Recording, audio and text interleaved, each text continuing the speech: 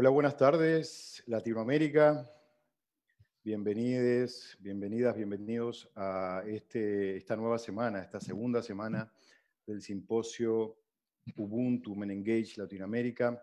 Hoy es 17 de noviembre del 2020 y son las 14 horas en Uruguay, Argentina, Chile y Brasil.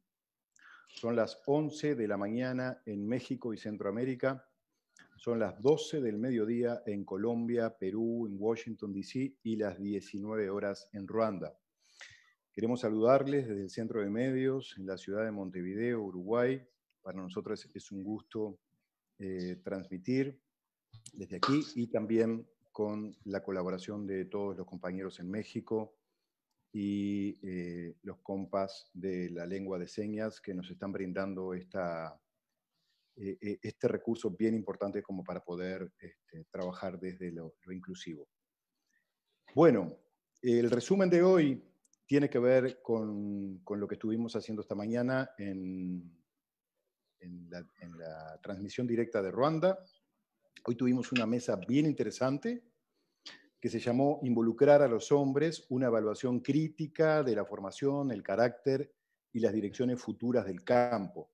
Hoy estuvimos en la mañana con excelentes expositores, estuvimos con nuestra compañera mexicana Gloria Careaga y también con Alan Gray, Michael Flood, Jan Kemitare, Humberto Carolo de Canadá, Charbel Maidá y Urvashi Gandhi. No sé si pronuncié bien esos nombres indios, pero por ahí, más o menos, esos fueron los compañeros y las compañeras que estuvieron trabajando. Se hizo una presentación sobre el informe de ONU Mujeres llamado Familias en un Mundo Cambiante.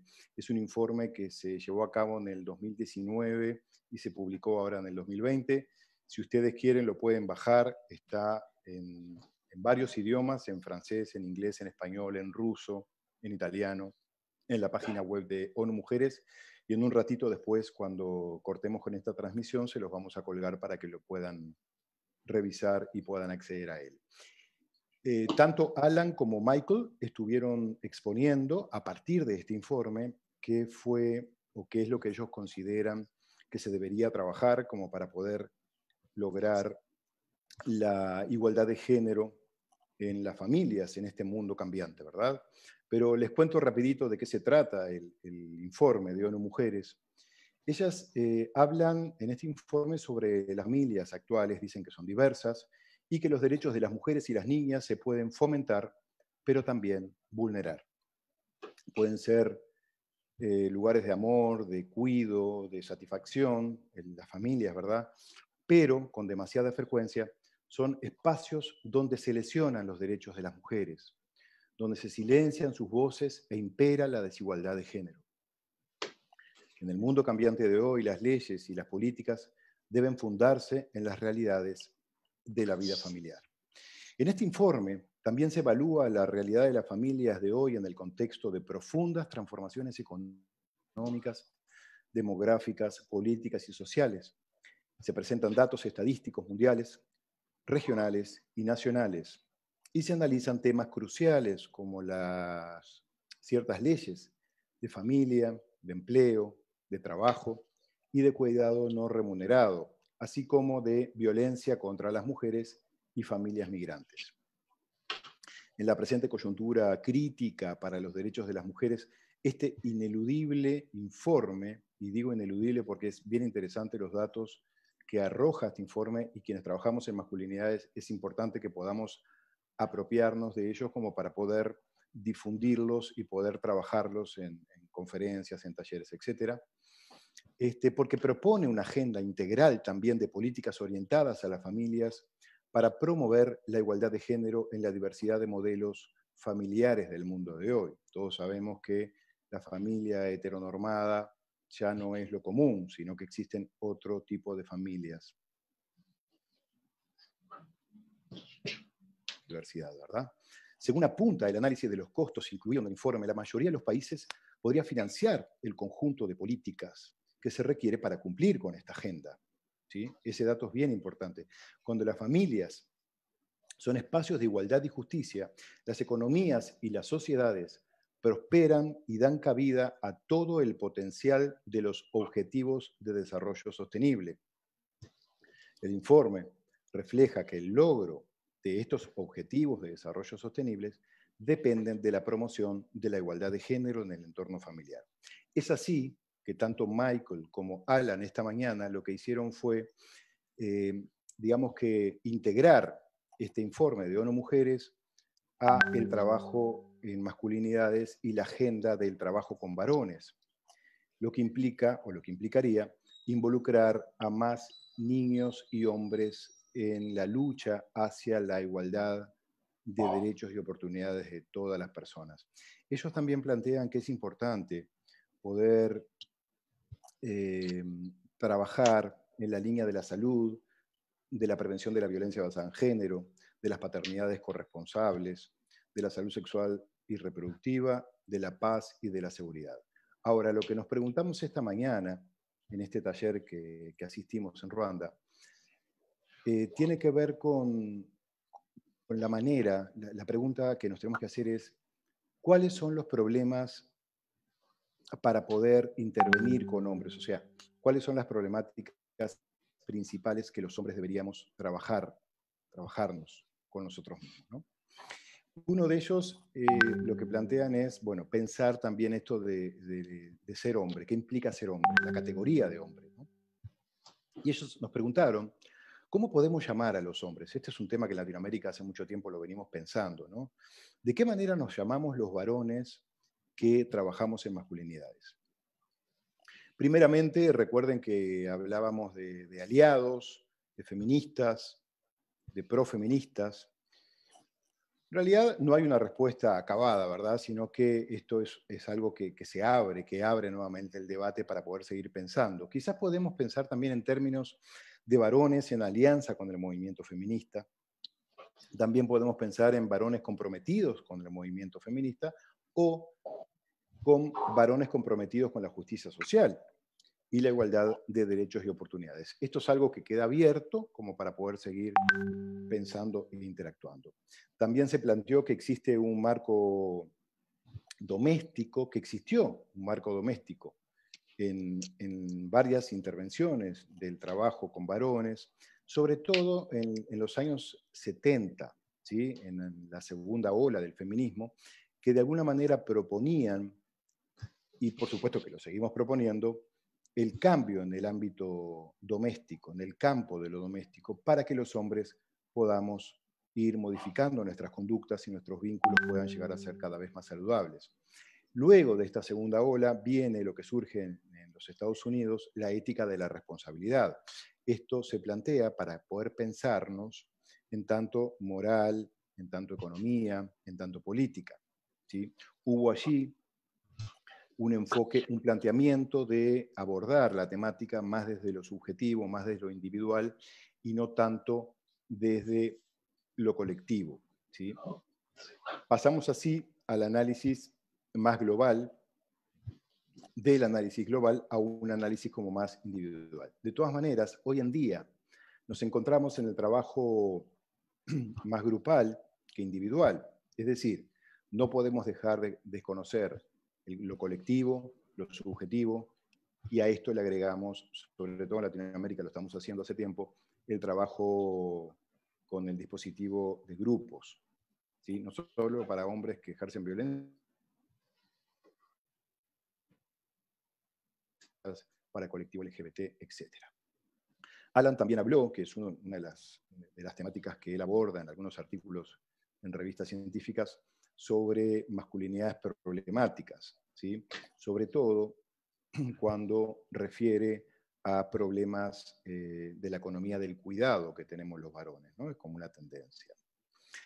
Entonces, necesitamos un cambio a nivel estructural, porque la base del trabajo está en la lucha política, y también habría que hablar de las violencias del Estado, de las instituciones y organizaciones a la interna de cada nación, ¿sí? En este informe de ONU Mujeres también se resume lo que es la base empírica, tanto en el contexto académico como también refiere en parte al contexto más activista, ¿sí? Del feminismo. También hay investigaciones o resultados de investigaciones que de alguna manera sistematizan lo que se viene trabajando en Latinoamérica en todo este tiempo. Y también en otras partes del mundo, por supuesto, ¿no? Y, por último, el aporte del metaanálisis. La pregunta entonces que nos seguimos haciendo, que se hicieron esta mañana ¿es posible cambiar las actitudes equitativas de los niños y los jóvenes? Bueno, por supuesto que la respuesta es que sí, ¿no? Si no, estaríamos aquí. La idea es bajar la violencia con dispositivos de intervención, ¿sí? Pero esto genera pequeños cambios, más enfocados en lo individual. Ustedes imagínense que si tenemos un grupo, por ejemplo, en Montevideo tenemos grupos de hombres que ejercen violencia, que son grupos de 15, 20, 25 varones, ¿sí? Y podemos abrir 1, 2, 3, 50 grupos, pero siempre vamos a estar cambiando lo individual a partir del trabajo grupal. La pregunta que nos hicimos esta mañana en este workshop con Michael y con Alan justamente tiene que ver con esto. Bueno, ¿de qué manera cambiar lo estructural, verdad? ¿Es posible que podemos cambiar las estructuras sociales? ¿De qué manera lo vamos a hacer? Porque el cambio individual no tiene un fuerte impacto en el cambio o en los movimientos en las relaciones de género, ¿sí?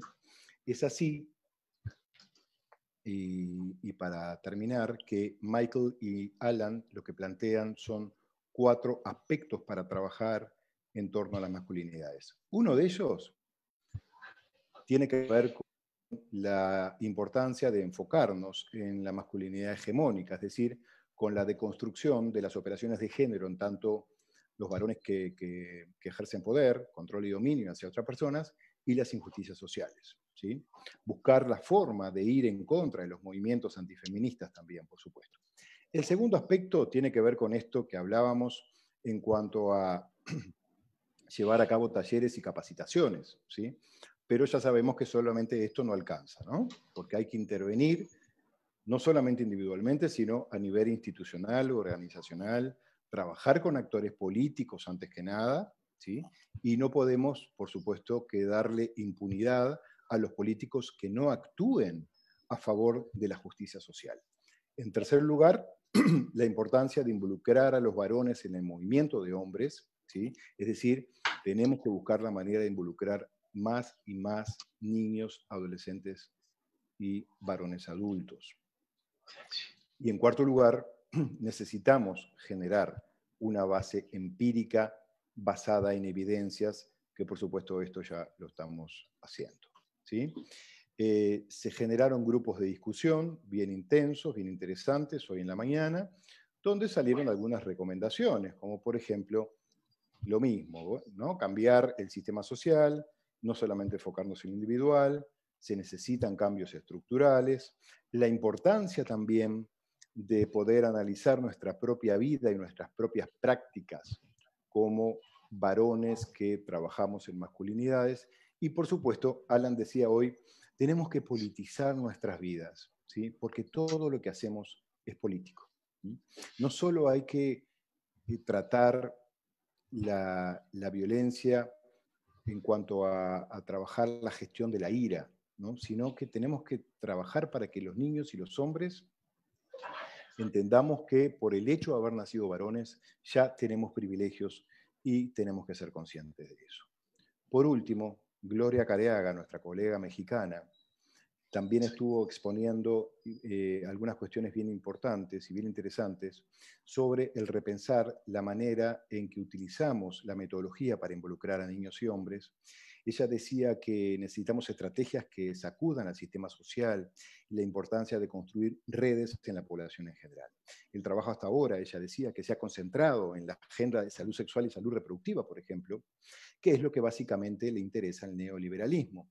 Ella no está diciendo que hay que dejar de trabajar esa área, sino que está diciendo que no es casual y que le llama la atención que solamente muchas políticas públicas de muchos gobiernos, al menos a nivel latinoamericano, solamente se concentren en el área de la salud sexual y la salud reproductiva, ¿sí? Y que esto ha definido una ruta por décadas, cuando realmente las problemáticas para el desarrollo abarcan otros temas que son bien importantes y que tienen que ver con la justicia de género. La cantidad de temas que existen ¿no?, como base que sostienen este simposio global Ruanda y simposio latinoamericano, incluyen esto que habla Gloria hoy en la mañana. Y se los enumero rápidamente. Uno es el cuidado no remunerado y la crianza equitativa, la justicia económica, la justicia social, racial, étnica, de edad y de discapacidad, todo lo que tiene que ver con el colectivo LGBTIQ+, la paz y la seguridad, los militarismos y los conflictos, de cómo los varones morimos en la guerra y morimos en la calle por conflictos entre bandas. Por supuesto, los derechos sexuales y derechos reproductivos, eso hay que seguir trabajándolo. La violencia basada en género, la orientación sexual, la identidad sexual, la expresión de género y las características sexuales. Y, por supuesto, algo que vamos a tener en 2 oportunidades en este simposio latinoamericano, la justicia climática.